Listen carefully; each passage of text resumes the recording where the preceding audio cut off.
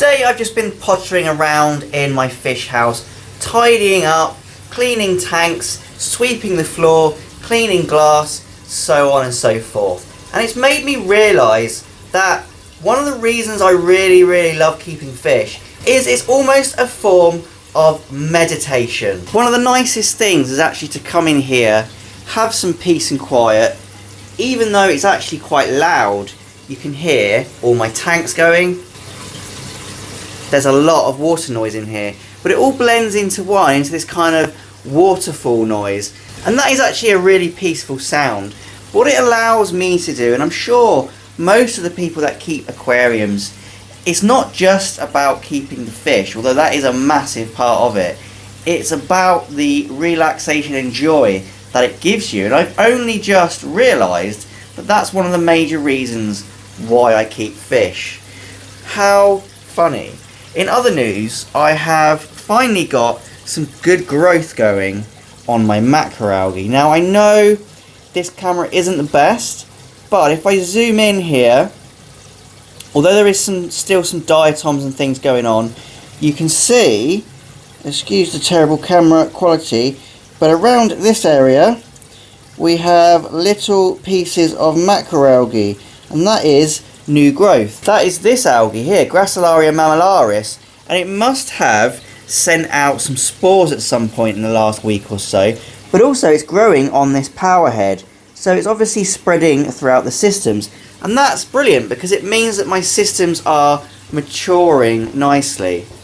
I've also got some good growth on this Gracilaria heyi, or at least it's just about starting to grow. You can see on the ends here we've got some parts of the algae which are a little bit lighter, and that is growth. So that is telling me we are over the hump, we're over the problems, and now we're starting to move into the stage where everything's going to start growing.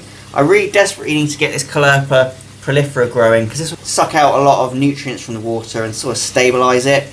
I've also changed the lighting on this tank. Believe it or not, I had one of these Orphec bars sitting around. Now that is an expensive light unit just to be sitting around, I understand, but I wasn't using it. I had no reason to use it, so I've put it on this 4-foot sump here, and I think actually it is making a difference. Some of the red algae are going redder, the green algae is popping, and also the Halemenia in here is starting to fluoresce a little bit. So I'm pretty pleased with how that light has affected that sump. I'm not sure if I mentioned it in a previous video, but I've got my 4-foot tanks in place now. I have done a little bit of a stupid thing though. When I built the stand, I didn't take into account where the downpipe was going to be. I'll show you exactly what I mean now.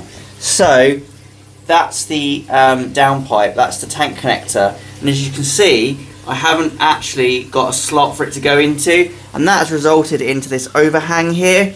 Now what do you think? Do you think I should cut a slot out of that wood and push the tank back? Or do you think that this overhang is going to be okay? This damage to the tank corner, by the way, that's always been there. That's just part of how crap these tanks were. They're pre-owned aquarium store tanks, but obviously look, it's reinforced with an aluminium strip, so that's probably saved it. What do you think I should do? I'm erring on the side of cutting a slot out of the wood, but let me know what you think. I might be lazy and not do it, but I think probably the best course of action. So I think my fluval shake is looking pretty good now. Where's my hand? Here's my hand. So I think this fluval shake is looking quite good now. Obviously, if you've been following its journey, it has been on a pretty rough ride recently, but I think we're coming through with the rest of the system.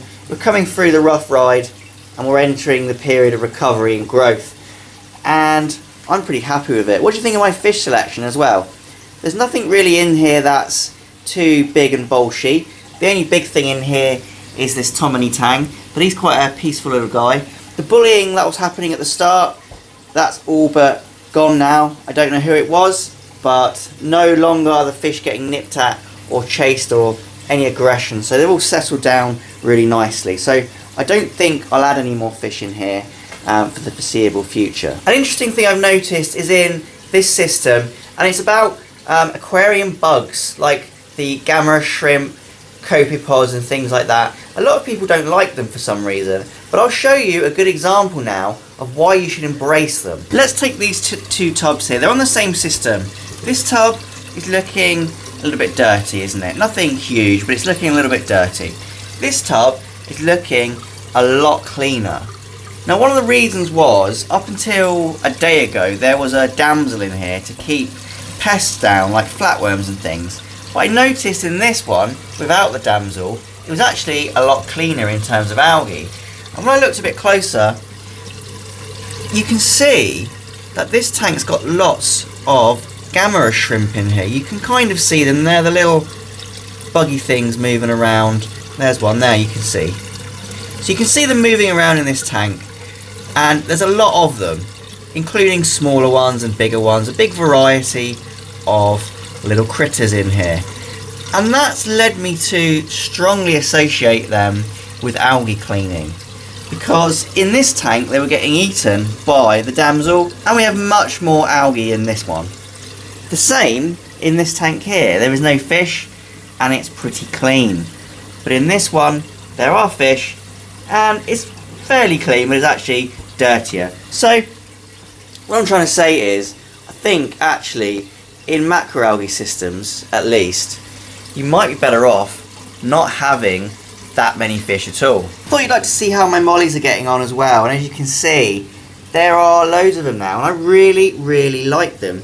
They actually fit into a reef tank pretty well actually. I think they look quite natural in this environment. They're really healthy, they're really breeding quite a bit, and we're getting some really cool colorations as well. Look at this guy, look, he's white, black and yellow.